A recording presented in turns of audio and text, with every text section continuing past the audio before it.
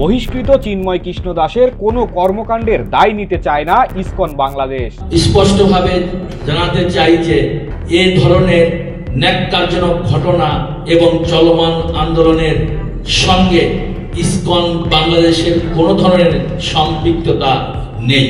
কয়েক মাস আগে চট্টগ্রামের পুণ্ডরিক ধামের অধ্যক্ষ চিন্ময় কৃষ্ণ দাস সহ কয়েকজনকে শৃঙ্খলা ভঙ্গের দায়ে অব্যাহতি দেওয়া হয়। 28 নভেম্বর বৃহস্পতিবার সে বিষয় উল্লেখ করে তাদের যার যার বক্তব্য ও কর্মকাণ্ড তার ব্যক্তিগত বলে দাবি করেন ইসকনের সাধারণ সম্পাদক চারুচন্দ্র দাস।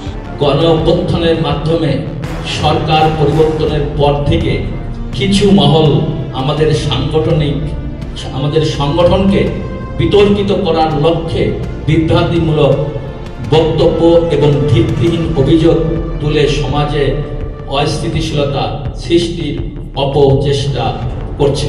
এদিকে চট্টগ্রাম আদালতে চিন্ময় কৃষ্ণ দাসের জামিন ঘিরে আইনজীবী সাইফুল ইসলাম আলিফ হত্যাকাণ্ডের ঘটনায় গভীর শোক প্রকাশ করেছে ইসকন বাংলাদেশ। চট্টগ্রাম কোর্ট ভবনের সামনে সংঘটিত অনাকাঙ্ক্ষিত ঘটনাকে কেন্দ্র করে ইসকন বাংলাদেশকে অন্যায়ভাবে দায়ী করার অপচেষ্টা চলছে।